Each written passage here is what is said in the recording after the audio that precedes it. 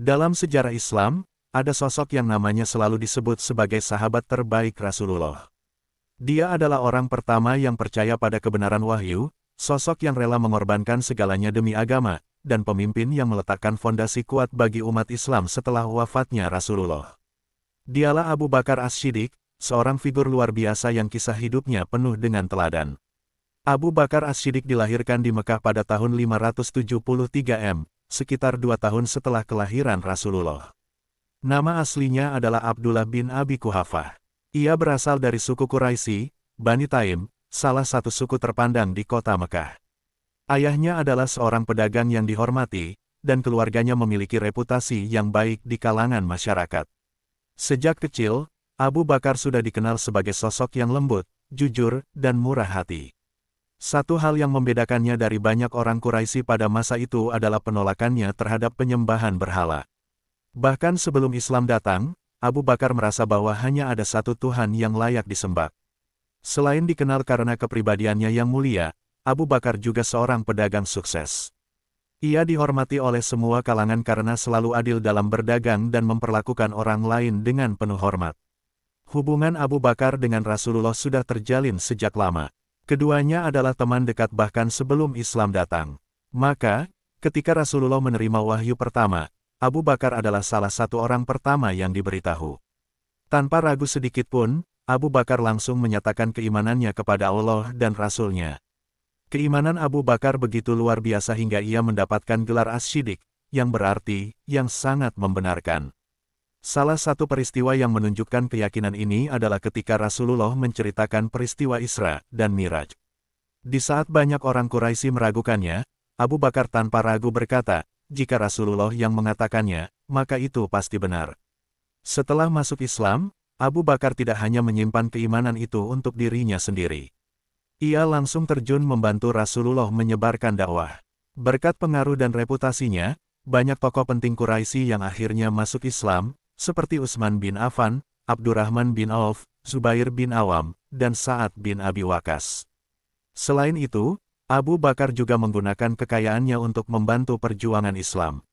Ia membeli dan membebaskan budak-budak yang disiksa karena memeluk agama Islam.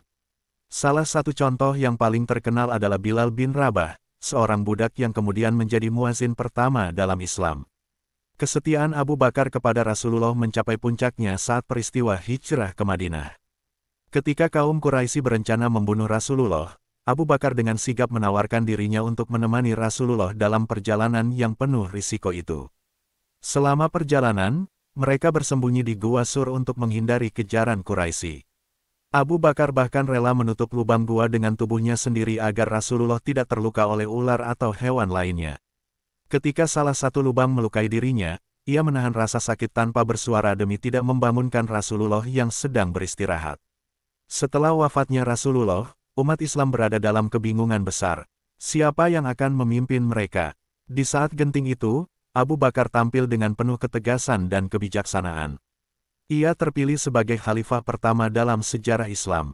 Dalam pidato pertamanya sebagai khalifah, Abu Bakar berkata, "Wahai manusia, aku telah diangkat sebagai pemimpin kalian, padahal aku bukan yang terbaik di antara kalian. Jika aku berbuat baik, dukunglah aku. Jika aku berbuat salah, ingatkanlah aku."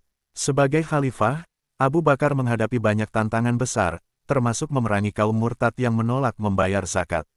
Dengan ketegasannya, ia berhasil mengembalikan stabilitas umat Islam. Abu Bakar juga memulai proses pengumpulan Al-Quran, sebuah langkah besar yang memastikan bahwa wahyu Allah tetap terjaga hingga akhir zaman. Abu Bakar memimpin umat Islam hanya selama 2 tahun, tetapi dalam waktu yang singkat itu, ia berhasil meletakkan dasar yang kuat bagi keberlanjutan agama Islam. Pada tahun 634 M, Abu Bakar wafat pada usia 63 tahun, usia yang sama dengan Rasulullah. Ia dimakamkan di samping sahabat terbaiknya di Masjid Nabawi.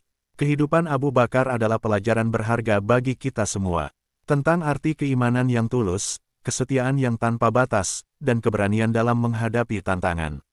Abu Bakar As-Siddiq bukan hanya seorang sahabat Rasulullah, tetapi juga pelindung Islam, pemimpin yang bijaksana, dan seorang hamba Allah yang ikhlas. Mari kita jadikan kisah hidupnya sebagai inspirasi dalam menjalani kehidupan ini. Jangan lupa untuk like, share, dan subscribe untuk mendapatkan kisah-kisah inspiratif lainnya. Sampai jumpa di video berikutnya.